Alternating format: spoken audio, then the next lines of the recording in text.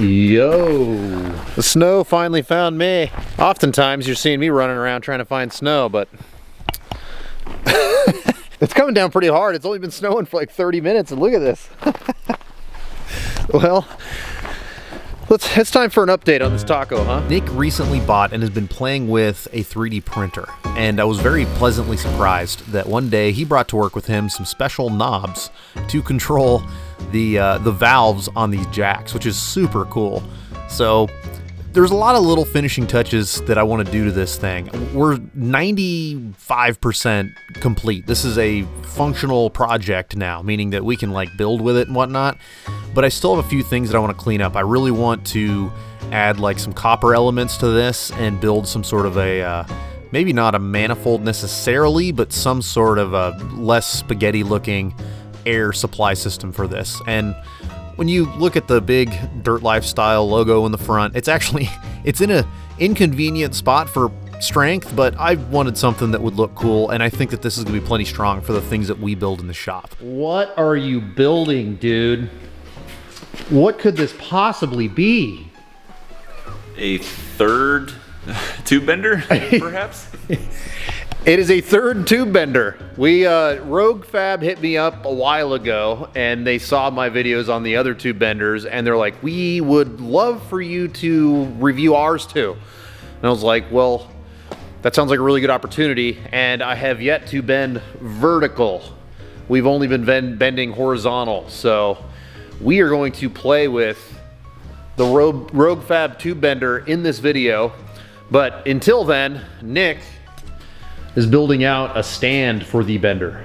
After walking Nick through a few pointers on things you can do to reduce the shrinking and stretching that happens whenever you weld a stand like this, I then break out a specialty tool called a shrinker stretcher, and I'm going to use this to build a flange that will mask the cut lines that we have made in order to fit a 40-inch tall tire in this factory steel fender.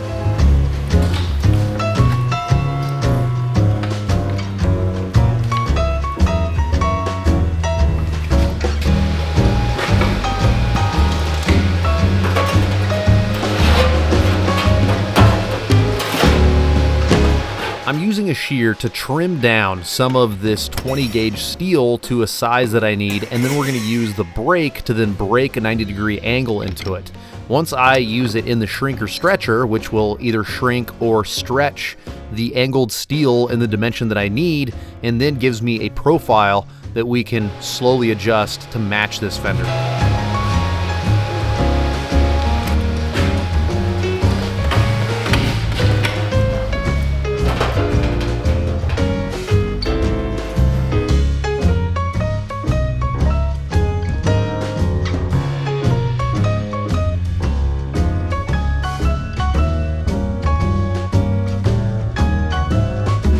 This is the first step to making our opened fenders, what we just opened up for a 40-inch tall tire, to look factory. I wanted to keep, there's like a factory body line, there's two of them actually, that I wanted to keep intact because I think it's gonna help it give it that factory look.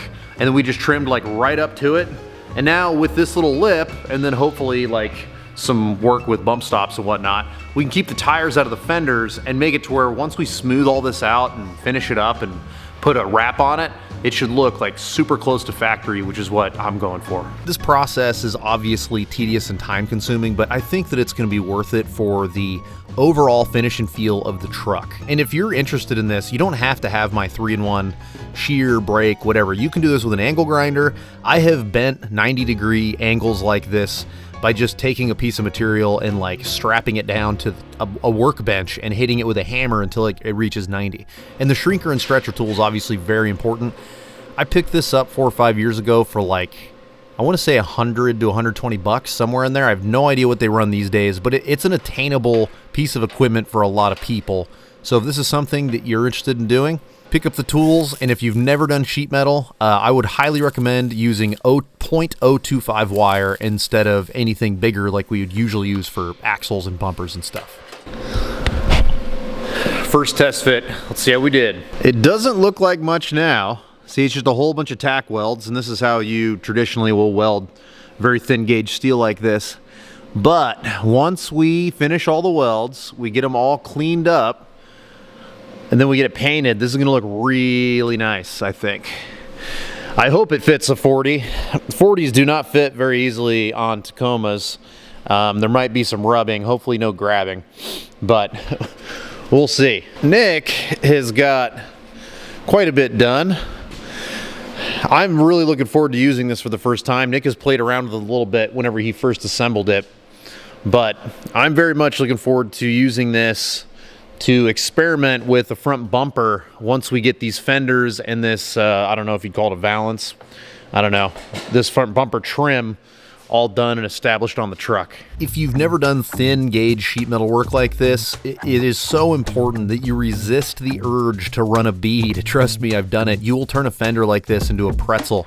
Whereas if you just do a series of tacks, like one after another, after another, after another, and like let it cool in between, you are gonna have so much less, if any, deflection in the piece. Also, if you're gonna do some body work, I highly recommend getting a decent brand name body filler. Getting something, they sand so much better than just like the cheap Bondo you get at Walmart. You know, you can order it on Amazon. There's multiple places where you can get, you know, U-Pull, like a quality brand body filler. It will save you so much time in sanding if you just use something quality.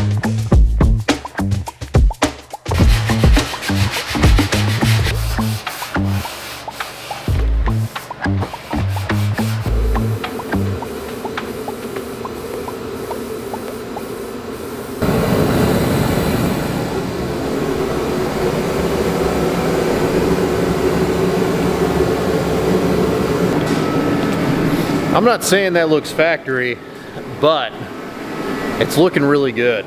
We'll do like one more sanding session through the primer. I think this is gonna look really nice. Working on the second one now. Got a couple more sanding sessions here. Heavy primer. One more sanding session to see all the low spots. I mean, it's not a muscle car, right? I mean, it's a wheeler. Likely things will get up in here and mess up all of our hard work, but I don't want to put my stamp on it if it doesn't look as good as we can make it in here in a reasonable amount of time. Ooh, fancy car. It's looking good, man. Now that this is all one color, it's a little bit easier for me to see little like pinholes or discrepancies or whatever. So I've got a finer body filler that I want to use for this part. Sometimes I'll sand it down, but right now I can see a couple of these discrepancies so well that I'm just going to go right over the top of the primer with this. It's going to be such a thin coat of this anyway, it doesn't really matter. And then I can do one final leveling off of everything, and it'll definitely be good for an off-road truck for sure. One could argue this is a little bit overkill detail-wise for an off-road truck, but I think it'll be worth it. It's gonna look really nice.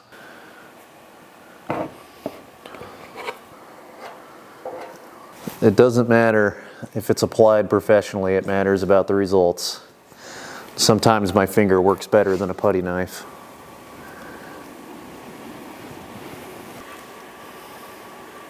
While we're waiting for that body filler to dry, take a look at this Samurai on 46s. I would have never thought that one day I'd own a Samurai in 46s, especially a Samurai that I watched originally get built on TV and I idolized in a huge way. But you know, just through different opportunities and like having enough money aside to where if like something popped up, I was able to seize on this and then turn it into something that really reflected the kinds of things that I like. And I mean, I'm so proud of this, and I'm so excited that like this year I should be moved in enough here that I can actually take this out this summer and use the crap out of it. Anyway, we finally got some snow tires on this thing. Well, snow tires. They're 46s, and to me I'd say that 46s on a Samurai is certainly a snow tire. They're big, they're balloony. Huge shout out to Nick from Rockstar Garage. He had these laying around, so they were slightly used, but not a big deal for me. And he wasn't gonna use them anymore, so he sent these out. These are a Mickey Thompson 46 19.5 R20.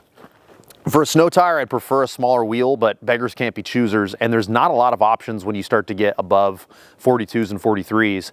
So these only come in a 20, and I was like, well, that's not a big deal. You know, airing down, the good thing is we're starting at a 19.5 wide footprint, and airing down, it's only gonna get wider.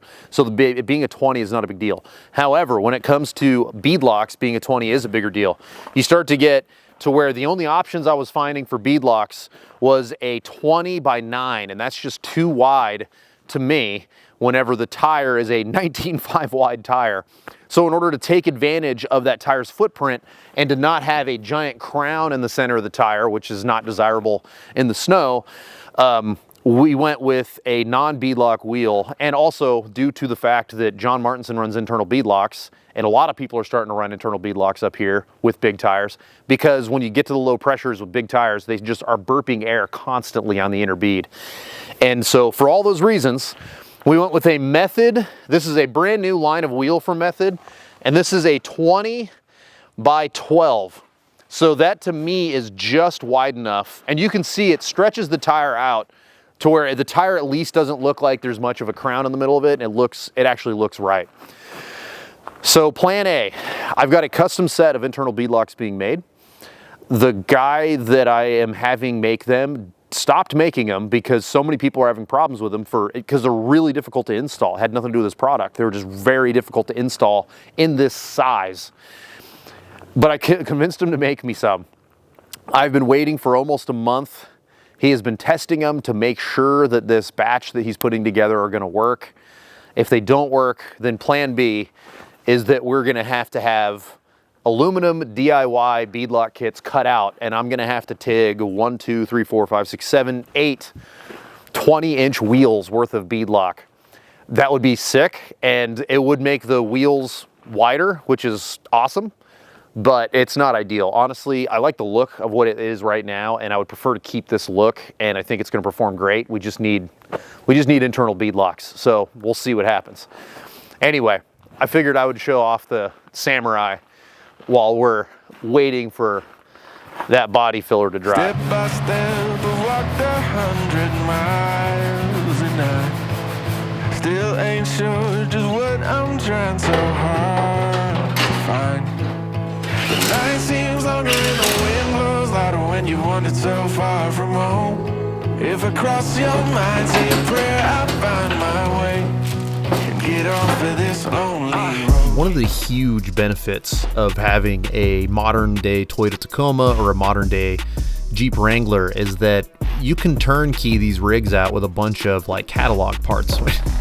I don't know, that just the saying of catalog parts makes me seem very dated, but hang with me. What I'm saying is that I didn't need to go the path that I did in order to have a truck that would perform well off-road. You can definitely get a lot of this stuff just off the internet. There's a lot of great companies that make aftermarket parts, but I have a tendency to do a mile more work in order to get the tiniest bit of more performance, and I think you'll see that as a through line in a lot of the stuff that I built, and I just can't help myself. So this front end, this could have been honestly a fairly quick rebuilding after it got elked, but the elking gave me an opportunity to cut away the stuff that I didn't like. I didn't like that crazy overhang. There's a bunch of things that I wanted to change.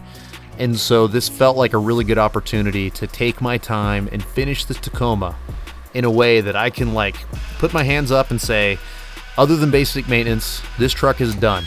I just want to use it and build other cool stuff. The night seems longer and the wind blows louder when you wander so far from home. If I cross your mind, say a prayer, I find my way and get off of this lonely road. Off of this lonely road, off of this lonely road, off of this lonely road, off of this lonely, get off of this lonely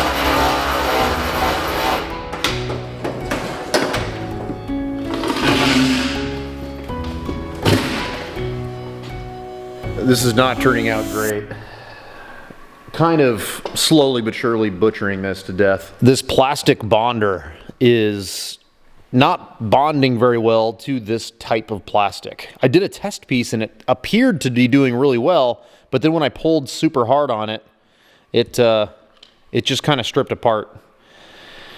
So what that means is that it's not welding, and welding would be like this eats into each piece of plastic and marries two different pieces together to where it's not just glue, but this plastic bonder I was hoping would actually weld chemically, but it is not doing that with this type of plastic. So the riv nuts are not staying in there very well. I mean, they're okay right now, but long term, just imagine this thing shaking up and down and whatnot, like on trail for like years.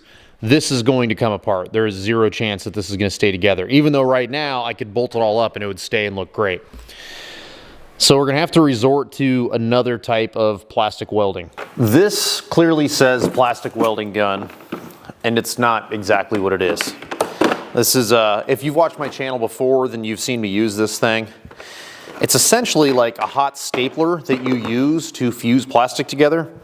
It also has this right here, which is going to get super hot and allow us to use a mesh. Hindsight's 2020. What I probably should have done is skip the chemical fusion altogether and just go straight for this. It would be a lot cleaner job, and then we could wipe some of this bonder on top of it. But I had high hopes for this. I thought that this plastic bonder was going to do the trick. In any case, now we got to throw the kitchen sink at it, and I'm hoping that I can somehow fuse around these riv nuts with this, and you know, maybe I'll do a little research. Maybe there's another plastic, like a chemical bonder, that I can use on the back side of the riv nuts to make it to where whenever it cures, they don't want to spin. They don't want to spin right now, but I'm gonna have to be ultra careful with them. So I think in order to get long-term reliability out of this part, I'm probably gonna have to fuse a bunch of this mesh into it to keep it from splitting over time. I think that it's important for me to clarify what I'm trying to accomplish here. I want the modifications I'm doing to this plastic to be one piece of plastic when it's done. I don't want multiple pieces of plastic glued together. I want them to become one, and that's what welding is. So this adhesive is bonding the plastic together, and it is a strong bond, but when I pull super hard, I can get it to separate. And my concern is that's going to happen on the trail. So I think that using metal, these staples and this metal mesh is going to give it that like hard body, I guess, between these two pieces, and make it to where the riv nuts shouldn't want to split the pieces apart. Because unfortunately the riv nuts ended up landing like right where the seam is. So I think that using these staples in combination with the mesh and then covering everything with that bonder as well, that bonder seems to be sticking to the metal really well. So this will be like phase one. I'm going to think about this before I go get it wrapped and think if there's other ways that I can improve it. I might even sandwich another piece of plastic on the back and do like a secondary layer just to make sure that this section has plenty of body to be bolted into the vehicle and make it to where this isn't going to split on the trail and I have just some big floppy piece of plastic as I'm going down the road.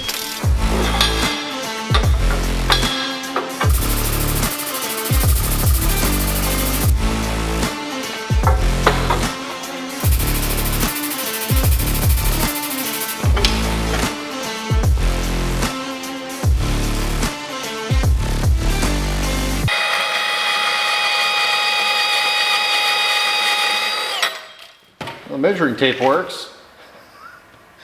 I think I dig that. I want to break up the sizes of the tube. I like a combination of 2-inch, inch and 3/4, or 1 3/4, 1.5 inches. This is a big body on this truck. So I think the main bar being 2-inch and then everything else breaking away from it being 1 3/4. I don't know, just feels good. Feels good to the gut. So now I need to figure out how to hang this so that I can make a couple little pieces to tie into the frame.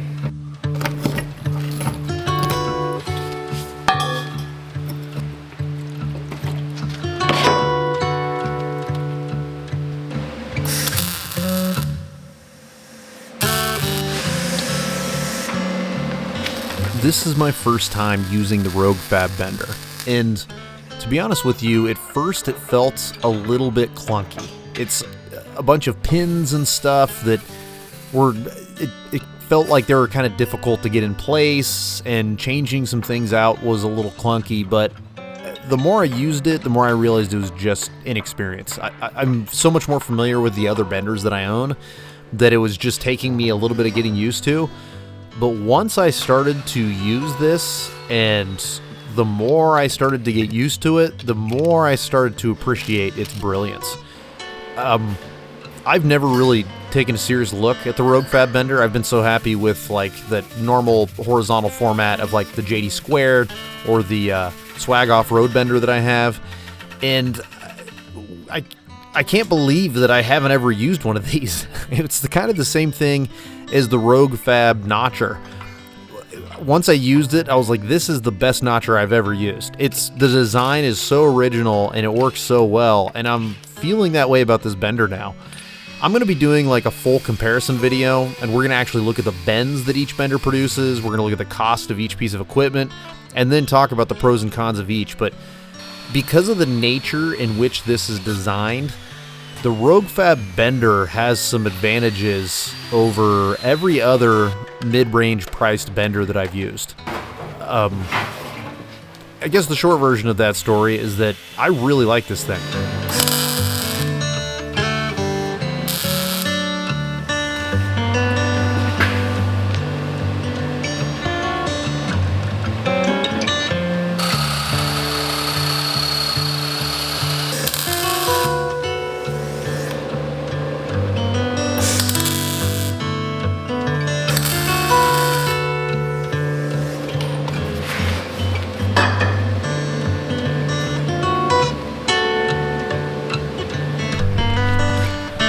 We just discovered a fairly big problem. Before I continue with this front bumper, I really want to tack everything in to where it's gonna have the body lines that I want, like the gaps look the way I want them to.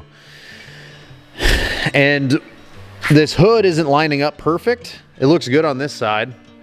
And I thought we just needed to make an adjustment in the hood, but just to be sure, we loosened up some bolts and started adjusting the hood. And I think that this whole fender and this side of the core support needs to get pushed out. We don't have any special equipment like you would see at a frame shop where, they'd have something anchored into the floor and like a winch that would like pull out. But I have a feeling that this is going to end up being a big problem if I burn this bumper in and then we end up pushing this out and getting it right. Our lines are going to be all screwy, so I think I got to stop bumper building, and we're going to break out the Porta-Power and see if I can get these gaps to fit a lot better than they do right now. Between you and me, I was not impressed with the shop that I took this Tacoma to, because I gave them like 3 or 4 months, and I gave them the hood, I gave them the grill, I gave them the fender, I gave them everything they needed in order to make sure that everything would line up correctly when we assembled it. So this is pretty heartbreaking that I spent a bunch of money for a company to straighten it out most of the way, and then I had to finish it myself anyway. Okay, check out this body line. Nice and tight, nice and tight, nice and tight, and nice and tight. We totally fixed it. There is still some crinkling happening in here on the apron, and those little bits where it was just like popping out or going the other way or whatever, up and down, that was giving it enough tension pulling it back that the hood was like past the light, and the hood was shutting onto a good portion of the grill. But dude, I was about to take it back to the frame shop and have them sit on it for weeks to then do another marginal job, presumably. We nailed it, man. I'm pretty hyped on that.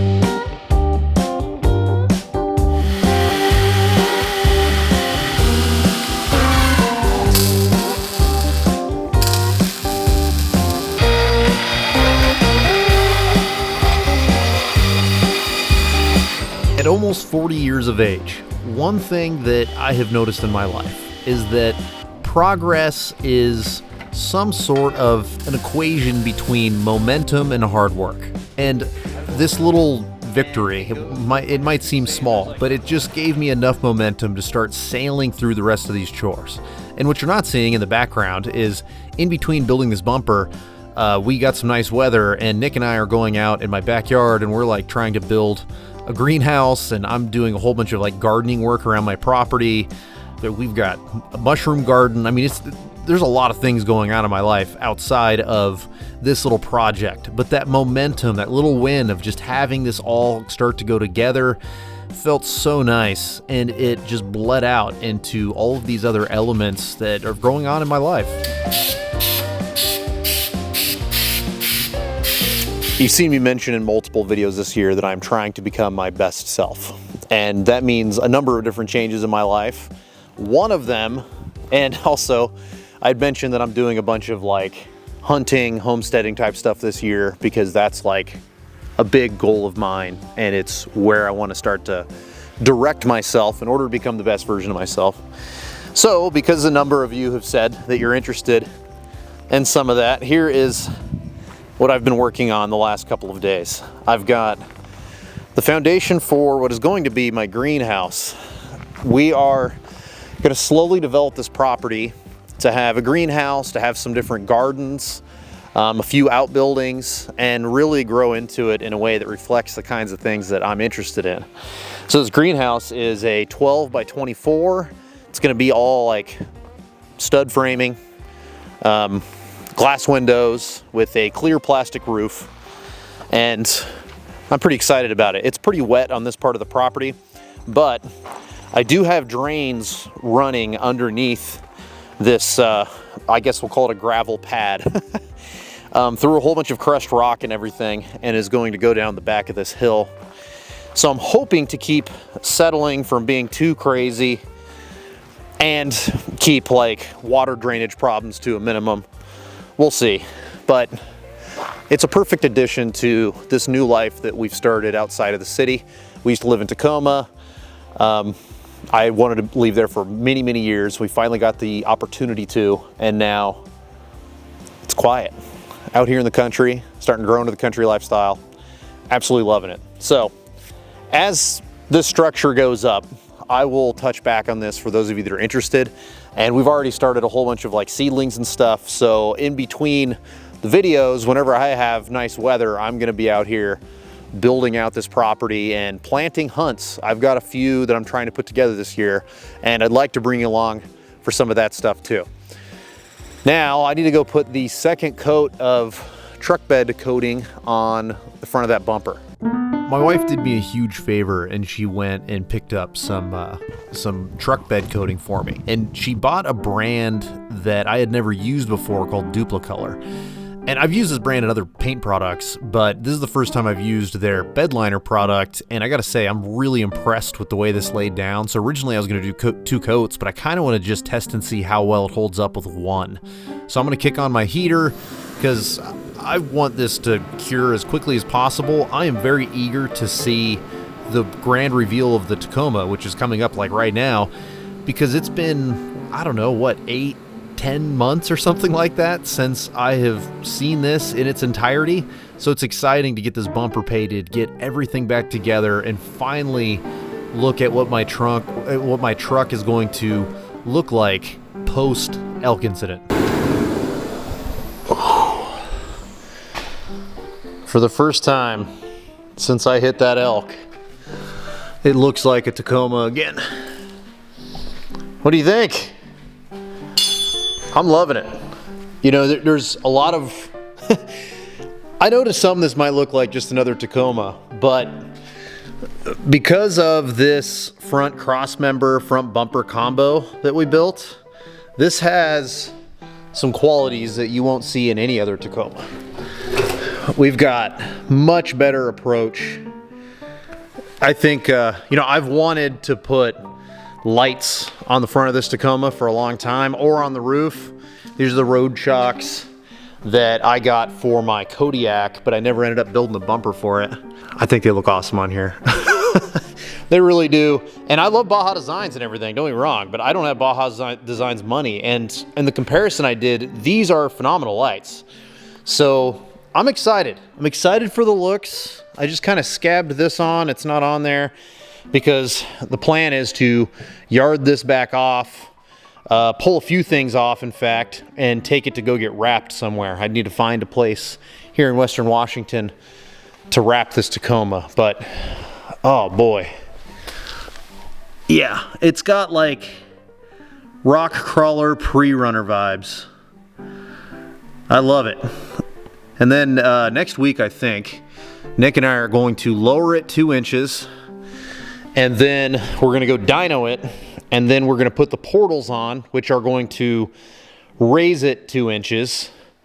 And so it'll end up being 2 inches taller than it is right now, but our steering angle, which is already really good, is going to be like completely flat. Our axle shaft is gonna be completely flat. We're gonna gain 2 inches of belly clearance, and we're gonna gain 4 inches of rear diff clearance from those portals. Plus, we're gonna gear everything down by 23%. It's gonna be insane mod for this truck. We got new Dirt Lifestyle merch. Now, Nate's bald.